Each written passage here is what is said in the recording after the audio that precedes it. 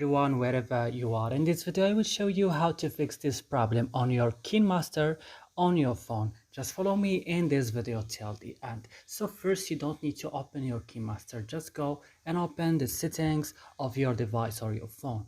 Then open apps option, and here you will find all the applications that you have on your phone. So you will search only for KineMaster. When you found it, just open it like this and scroll down to your phone storage. But here guys, be careful, don't click on clear data, click just on clear cache. If you click on clear data, it will delete your data, so click just on clear cache, then go back and click on force stop, click OK and go to battery and allow it on optimized mode as I'm doing.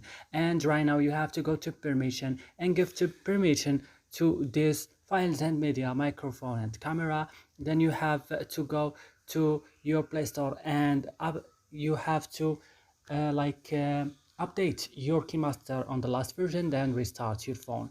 That's it. Please don't forget to like, subscribe. See you next time.